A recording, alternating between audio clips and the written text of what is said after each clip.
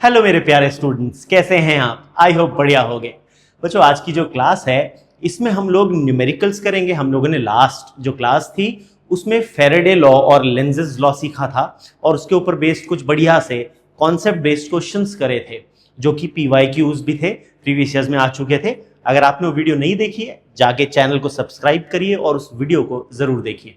अगर आप इस चैनल पर नए हैं तो बिफोर मूविंग ऑन सब्सक्राइब करना मत भूलिएगा, आपके लिए फ्री है। लेकिन ऐसा करने से YouTube एल्गोरिथम में मुझे अपनी वीडियोस को प्रमोट करने में और आप जैसे और बच्चों तक पहुंचाने में मदद मिलती है। तो फटाफट से सब्सक्राइब बटन दबा दीजिए, साथ ही उसके बराबर में जो बेल आइकन है उसे भी प्रेस कर दीजिएगा, ताकि जैसे ही मैं एक नई वीडियो अपलोड करता हूं आपके पास तुरंत नोटिफिकेशन आ जाए। एक और बात, आप लोग बिना कमेंट करे मत जाइएगा प्लीज। आपके जो भी मन में आता है, आपको जो लगता है, आपको लग रहा है कि मैं अच्छा काम कर रहा हूं, आपको मजा आ रहा है, तो प्लीज मुझे मोटिवेशन के लिए जरूर ऐसा कीजिएगा कि आप कमेंट करें। साथ ही हमारा एम है 5000 सब्सक्राइबर्स। 5000 सब्सक्राइबर्स हो जाएंगे तो फिर मैं आपकी लाइव क्लासेस स्टार्ट करूंगा। तो जल्दी से वीडियो को फैला देना है, शेयर करना है अपने दोस्तों के साथ, ताकि फटाक से सर के सब्सक्राइबर्स 5000 प्लस हो जाएं और फिर मैं आपकी लाइव क्लासेस स्टार्ट करूंगा। तो बिना किसी देरी के स्टार्ट करते हैं। पहला सवाल क्वेश्चन है, a rectangular loop of area 20 centimetre bye 30 centimetre is placed in a magnetic field of 0.3 Tesla.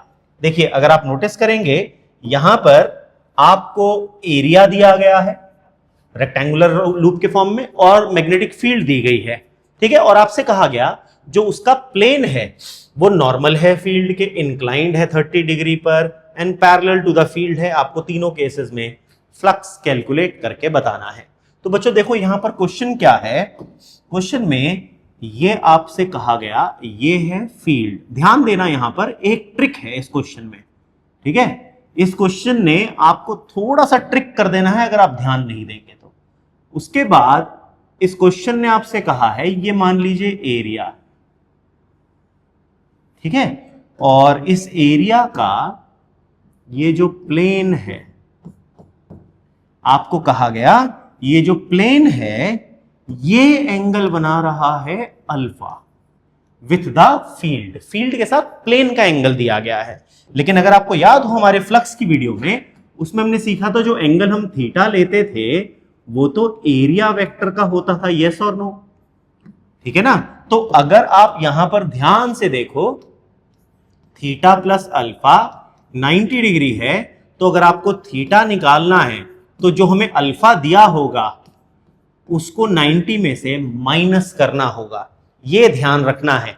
यानी यहां पर ये जो थीटा 30 नजर आ रहा है ये रियलिटी में 30 नहीं 60 है, क्योंकि क्वेश्चन ने कहा है विथ इट्स प्लेन, यानी उस कॉइल का जो प्लेन है वो ये एंगल बना रहा है मैग्नेटिक फील्ड के साथ। Plane is making the angle with the magnetic field. लेकिन जो फ्लक्स में एंगल लिया जाता है वो एंगल होता है between the area vector and magnetic field. तो ये ध्यान रखना है, क्वेश्चन यहां पर आपको ट्रिक कर जाएगा और अगर आपने थीटा की वैल्यू 30 ले ली, सवाल गलत, 0 नंबर। आई बात समझ में? तो बस क्वेश्चन में कुछ भी नहीं बचा। अब देखो, नॉर्मल, अगर आपके पास इन्होंने कहा कि नॉर्मल है, यानी आपको अल्फा केस 1 में गिवन है अल्फा नॉर्मल है यानी 90 डिग्री, तो हमारे पास थीटा हो गया 0 डिग्री, क्योंकि 90 माइनस 90 बिकम 0। तो मेरे पास फ्लक्स की वैल्यू आ जाएगी बी ए कॉस 0 डिग्री, ठीक है। कॉस 0 कितना होता है? 1, ठीक। तो ये आ जाएगा बी इंटू ए। अब क्वेश्चन के हिसाब से b की वैल्यू आपको दी गई है, अगर आप देखो ध्यान से, b आपको दिया गया है 0.3 टेस्ला और जो एरिया है वो है 20 बाय 30 सेंटीमीटर स्क्वायर, यानी 600 सेंटीमीटर स्क्वायर। तो 6 इंटू 10 की पावर -2 मीटर स्क्वायर बन जाएगा। बड़े, तो ये वैल्यूज दोनों पुट कर दीजिए, तो आपके पास आ जाएगा 0.3 इंटू 6 इंटू 10 की पावर -2, तो यह आ जाएगा 5, 6 3 18, तो 1.8 इंटू 10 की पावर -2 वेबर। ऐसा यूनिट में है ना, तो हमारे पास पहला आंसर आ जाएगा 1.8 इंटू 10 की पावर -2 वेबर। फर्स्ट केस में नॉर्मल वाला केस हमारे पास आ गया, ठीक है। उसके बाद दूसरा केस, सेकंड केस में इन्होंने कहा कि वो थीटा जो है, वो जो अल्फा है वो 30 डिग्री है। तो क्वेश्चन के हिसाब से अल्फा की वैल्यू हुई 30 डिग्री, तो थीटा हुआ 90 degree minus 30, that is 60 degree. तो फ्लक्स होगा बी ए कॉस 60 डिग्री। कॉस 60 होता है 1/2, तो हमारे पास आ गया 0.3 इंटू 6 इंटू 10 की पावर -2 इंटू 1/2, तो फ्लक्स आ गया 0.9 इंटू 10 की पावर -2 वेबर, या 9 इंटू 10 की पावर -3 वेबर आप इसको लिख सकते हैं। मैं साइंटिफिक नोटेशन में लिख रहा हूं, आप 0 वाली फॉर्म में भी लिख सकते हैं, डजंट मैटर, दोनों में ही मार्क्स पूरे मिलते हैं, ठीक। उसके बाद तीसरा इन्होंने कहा पैरेलल टू द फील्ड, यानी एरिया और फील्ड सेम डायरेक्शन में हो गए, तो अल्फा की वैल्यू हो गई 0 डिग्री, ठीक है। तो तीसरे केस में अल्फा जो हो जाएगा वो 0 डिग्री हो जाएगा, तो थीटा की वैल्यू 90 डिग्री, क्योंकि 90 माइनस 0 इज 90 डिग्री। तो फ्लक्स की वैल्यू आएगी बी ए कॉस 90, और क्योंकि कॉस 90 0 होता है तो फ्लक्स भी 0 हो गया। अब मैं इन तीनों केसेस की आपको फिगर बना के दिखाता हूं ताकि आपको कॉन्सेप्ट अच्छे से समझ में आ सके। देखिए पहले केस में ये एरिया है और ये मैग्नेटिक फील्ड है,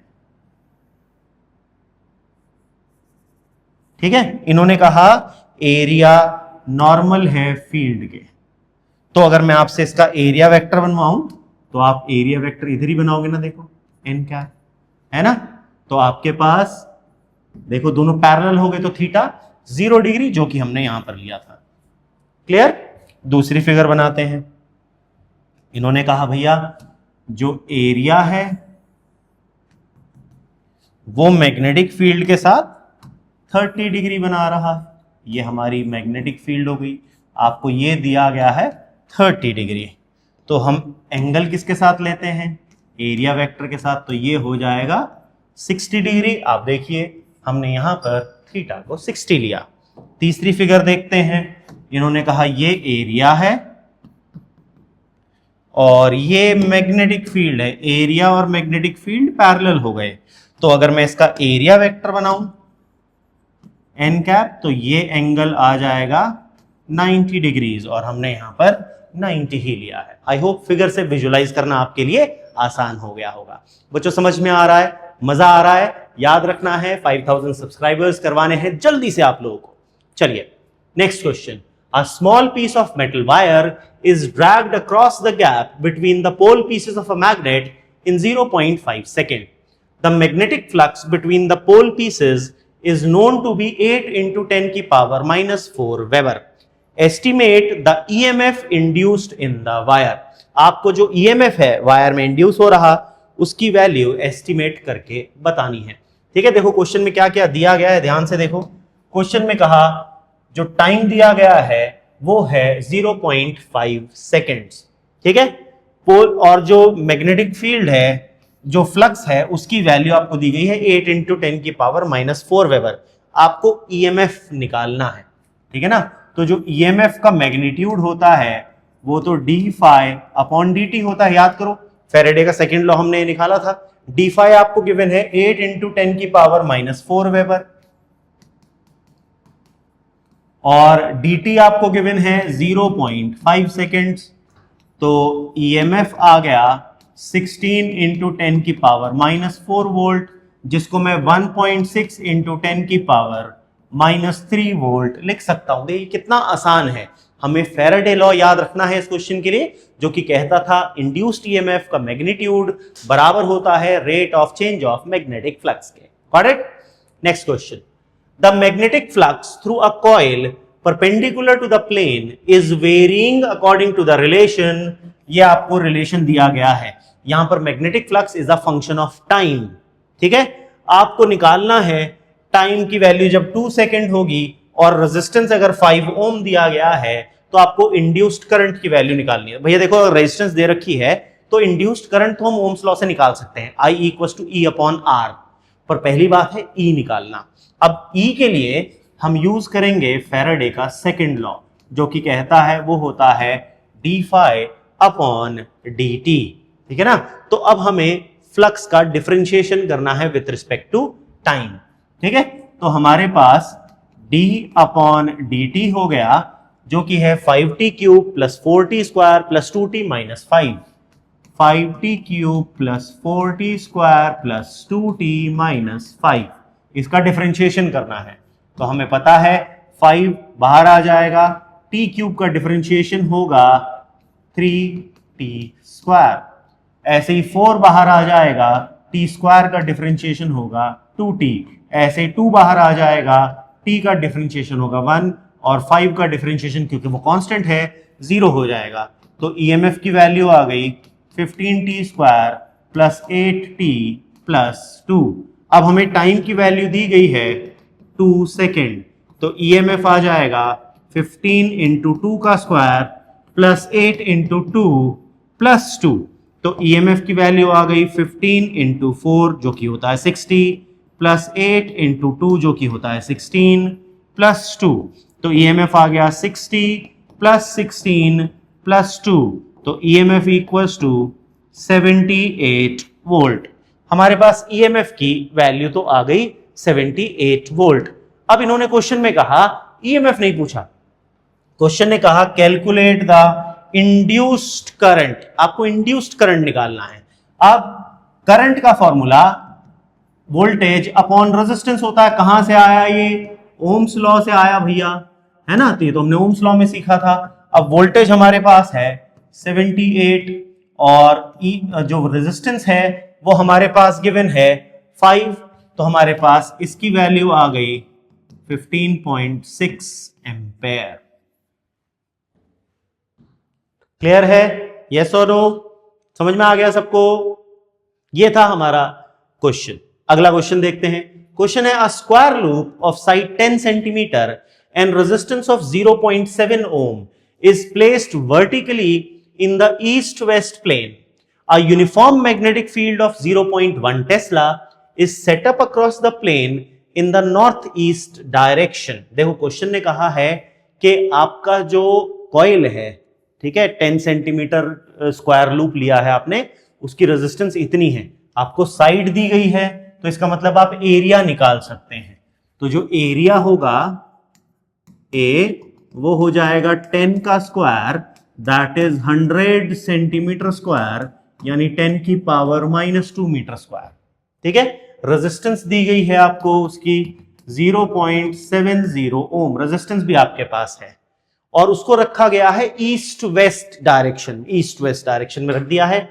जो मैग्नेटिक फील्ड है उसकी वैल्यू है आपके पास 0.10 टेस्ला, और इसकी डायरेक्शन दी गई है नॉर्थ ईस्ट। तो ईस्ट वेस्ट और नॉर्थ ईस्ट में 45 डिग्री का एंगल होता है। ठीक है, तो यहां पर जो थीटा हो गया उसकी वैल्यू आ गई 45 डिग्रीज। ठीक, the magnetic field is decrease to 0 in 0.70 seconds. Time की वैल्यू दी गई 0.70 सेकेंड्स। ठीक, at a steady rate. Determine the magnitude of induced EMF and current during the time interval. आपको EMF निकालना है और करंट निकालना है। तो हमें पता है EMF निकालने के लिए तो rate of change of flux करना पड़ेगा, है ना, कितनी तेजी से चेंज हुआ। तो फ्लक्स मैक्सिमम से 0 हो रहा है, तो पहले आप फ्लक्स की वैल्यू निकालोगे। फ्लक्स कैसे निकलेगा? BA cos थीटा से। तो पहले हम निकालेंगे फ्लक्स। फ्लक्स की वैल्यू आएगी B इंटू ए इंटू कॉस थीटा। बी हमको दिया गया है 0.1, ए हमारे पास है 10 की पावर -2, और कॉस थीटा वो हमारे पास है 45, तो 1/√2। तो मेरे पास फाई की वैल्यू हो गई 1/√2 इंटू 10 की पावर -3 वेबर। इसको हम कैलकुलेट भी कर सकते हैं, √2/2 आ जाएगा इसको, है ना। तो ये 0.70 इंटू 10 की पावर -3 वेबर मेरे पास बन गया। ठीक है, अब टाइम भी मुझे दिया गया है कितना? 0.70 सेकेंड्स। ठीक, तो ईएमएफ अगर मैं निकालना चाहूं यहां पर, तो ईएमएफ के लिए मुझे क्या करना पड़ेगा?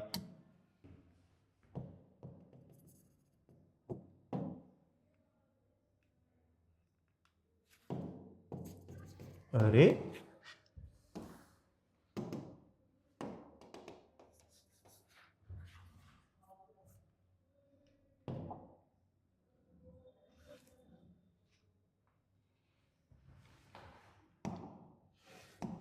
अब देखो, ईएमएफ के लिए हमको क्या करना पड़ेगा, जो ईएमएफ है उसके लिए हमें d phi upon d t करना पड़ेगा, है कि नहीं। तो फ्लक्स का चेंज कितना है, 0.7 इंटू 10 की पावर -3, और टाइम कितना है 0.70, 70 से कैंसिल, तो ईएमएफ आ गया 10 की पावर -3 वोल्ट। अब ऐसे ही करंट जो होता है वो वोल्टेज अपॉन रेजिस्टेंस से कैलकुलेट किया जाता है। वोल्टेज हमारे पास कितनी आ गई, 10 की पावर -3, और रेजिस्टेंस हमको कितनी दी गई थी, 0.70। तो आपके पास जो करंट है उसकी वैल्यू भी आप यहां पर कैलकुलेट कर सकते हैं। आई होप बच्चों आप लोगों को ये कॉन्सेप्ट समझ में आ रहा है। अगर समझ में आ रहा है और मजा आने लगा है तो प्लीज इस चैनल को सब्सक्राइब जरूर कीजिएगा, अपने दोस्तों के साथ इस वीडियो को शेयर करिए। याद रखिए आपको कमेंट भी करना है, लाइक भी करना है और शेयर करना है। जल्दी से सर के सब्सक्राइबर्स 5000 पार करवाने हैं ताकि मैं आपके लिए लेकर के आ सकूं लाइव क्लासेस। तो मिलते हैं हमारी अगली क्लास में, तब तक के लिए जय हिंद।